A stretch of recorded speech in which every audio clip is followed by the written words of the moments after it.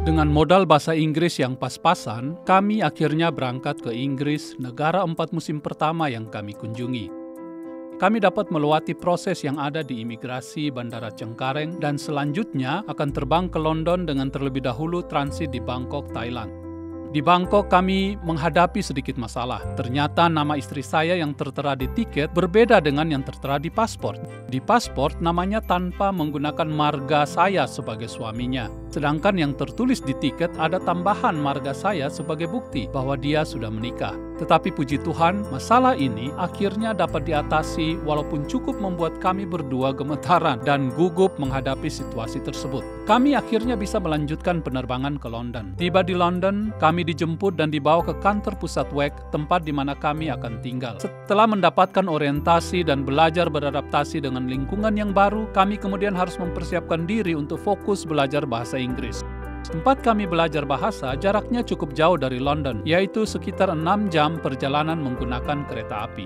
Karena kami memiliki anak yang masih balita, membuat kami tidak bisa tinggal di asrama sekolah. Ada 2 opsi lain yang bisa kami pilih, yaitu mengontrak apartemen sendiri yang berarti sangat mahal, atau tinggal bersama orang lokal dengan biaya sewa kamar yang cukup terjangkau. Akhirnya kami memilih opsi yang kedua karena lebih murah. Puji Tuhan, kami bisa mengikuti program belajar bahasa dengan baik dan cukup banyak kemajuan yang kami lihat dan rasakan. Sayangnya, biaya untuk belajar bahasa itu hanya untuk 1 semester saja, yaitu sekitar 3 bulan. Sedangkan kami dianjurkan untuk mengambil paket yang kedua yang juga durasinya sekitar 3 bulan agar kami dapat lebih lancar lagi dalam berbahasa Inggris. Kembali lagi, kami mendapatkan tantangan iman untuk melangkah. Kami terus berdoa dan meminta petunjuk dari Tuhan, tetapi rasanya mustahil kami bisa melanjutkan belajar bahasa tersebut karena dana untuk itu tidak ada. Dalam keputusasaan, saya kemudian bersurat ke pusat WEC dan meminta agar kami bisa tinggal di pusat WEC saja dan melayani sebagai volunteer sambil mempraktekkan bahasa Inggris kami.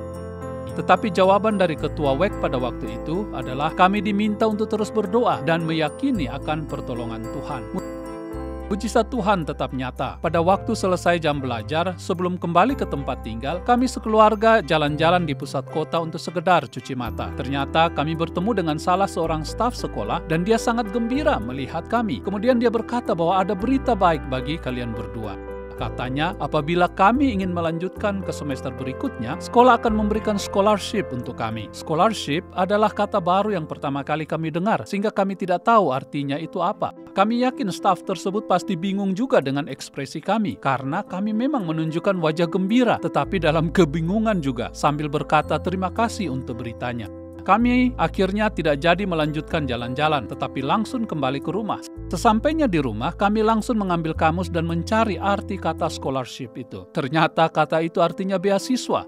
Wah, malunya luar biasa. Tetapi disitulah kami baru bisa meluapkan kegembiraan kami yang sesungguhnya dan bersyukur kepada Tuhan. Dia telah membuka jalan bagi kami. Sekarang biaya yang masih kami butuhkan adalah untuk playgroup anak kami dan biaya kos kami. Semua pergumulan ini kami serahkan lagi kepada Tuhan dan meyakini bahwa Dia pasti akan membuka jalan. Dan benar apa yang kami amini. Kami satu-satunya orang Indonesia yang ada di Whitby, tempat kami belajar bahasa.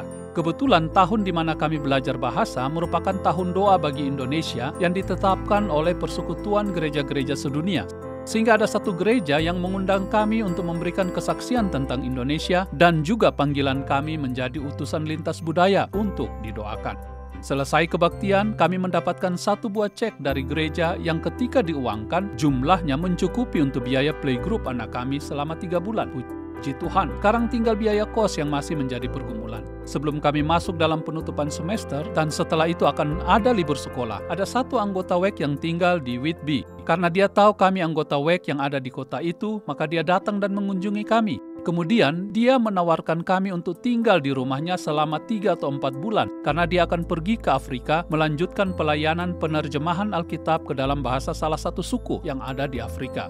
Dia berkata rumahnya akan kosong, karena itu dia akan sangat senang kalau kami mau tinggal. Mungkin karena di satu sisi kami menjaga rumahnya, maka dia tidak meminta bayaran apapun untuk kami tinggal. Semuanya gratis, bahkan dia menaruh banyak jenis makanan beku di dalam freezernya untuk bekal kami tinggal. Luar biasa cara Tuhan menjawab doa kami. Akhirnya semua biaya kebutuhan untuk belajar bahasa di semester yang kedua terpenuhi sebelum semester kedua dimulai. Dengan pertolongannya, kami akhirnya dapat menyelesaikan semester kedua belajar bahasa dengan baik. Allah kita luar biasa.